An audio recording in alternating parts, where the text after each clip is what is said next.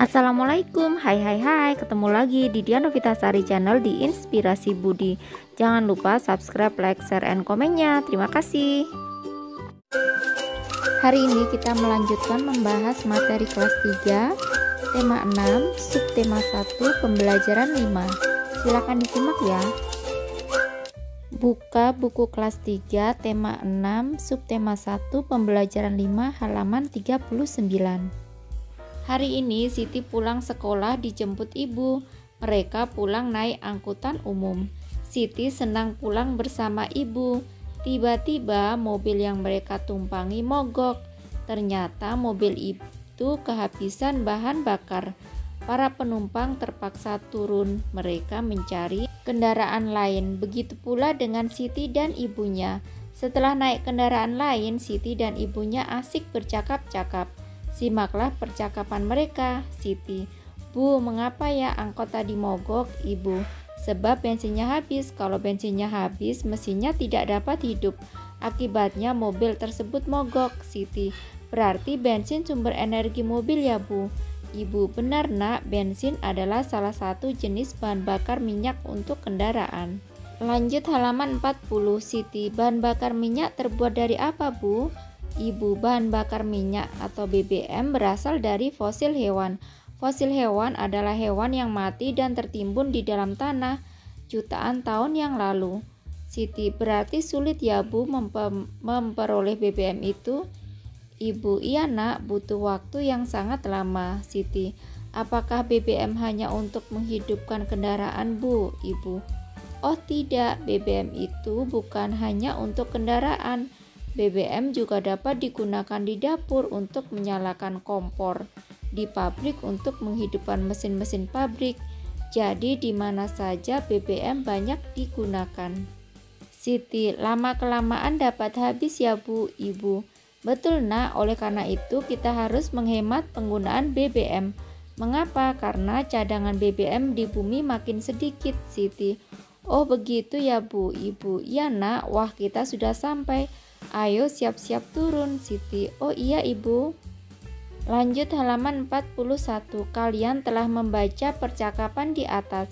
Sekarang kerjakan tugas-tugas berikut. Nomor 1. Tuliskan paling sedikit 3 hal terkait sumber energi sesuai isi percakapan. Misalnya seperti ini ya. Yang pertama, bensin adalah salah satu jenis bahan bakar minyak untuk kendaraan. Yang kedua, bahan bakar minyak atau BBM berasal dari fosil hewan. Yang ketiga, BBM tidak hanya digunakan untuk bahan bakar kendaraan, tetapi juga dapat digunakan di dapur untuk menyalakan kompor. Yang nomor 2, buatlah kalimat dengan kata-kata berikut: fosil, BBM, mogok, bensin, dan energi. Contoh kalimat: fosil. Fosil hewan adalah hewan yang mati dan tertimbun di dalam tanah jutaan tahun yang lalu. Yang B, BBM. Contoh kalimatnya: bahan bakar minyak atau BBM berasal dari fosil hewan.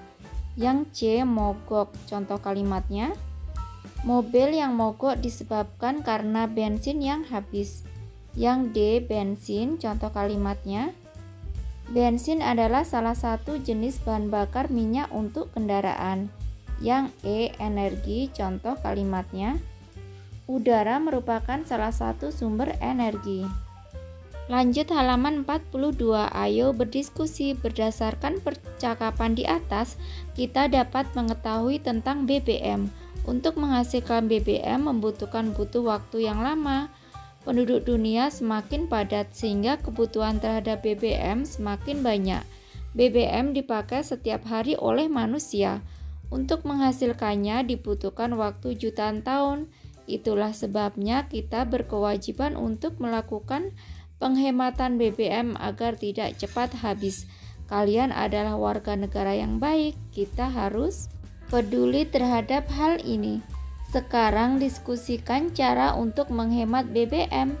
Lakukan dengan temanmu secara berpasangan.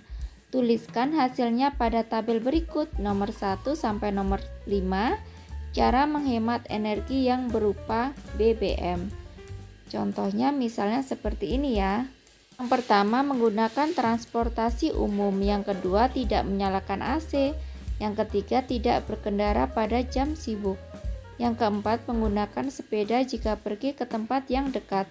Yang kelima, tidak terlalu sering menekan rem. Lanjut halaman 43, ayo mengamati. Sesampainya di rumah, Siti melihat jam dinding. Siti bertanya kepada ibu, pukul berapakah sekarang? Ibu menjelaskan bahwa sekarang pukul 11. Lihatlah gambar berikut. Gambar ini menunjukkan pukul 11. Jarum pendek terletak pada angka 11. Jarum panjang terletak pada angka 12. 15 menit kemudian Siti makan siang, berarti Siti makan pada pukul 11 lebih 15 menit. Bagaimana cara menggambarkan pukul 11 lebih 15 pada jarum jam? Lihatlah gambar berikut. Nah, ini pukul 11 lebih 15 menit. Jarum pendek sedikit melewati angka 11. Jarum panjang berada di angka 3. Lanjut halaman 44. 15 menit kemudian Siti telah selesai makan. Jarum jam dinding di rumahnya menunjukkan pukul 11 lebih 30 menit. Lihat gambar berikut ini. Jarum pendek terletak di antara angka 11 dan 12. Jarum panjang terletak pada angka 6. Perhatikan gambar-gambar berikut. Tentukan letak jarum jam untuk waktu-waktu berikut ini. Nomor 1, kita gambar pukul 7, berarti jarum pendek ada di angka 7, sedangkan jarum panjang ada di angka 12. Selanjutnya nomor 2, pukul 7 lebih 20 menit. Jarum pendek di angka 7 lebih sedikit dan jarum panjangnya ada di angka 4. Yang nomor 3, pukul 06 lebih 40 menit. Jarum pendek ada di angka 6, jarum panjangnya ada di angka 8. Yang nomor 4, pukul 09 lebih 15 menit.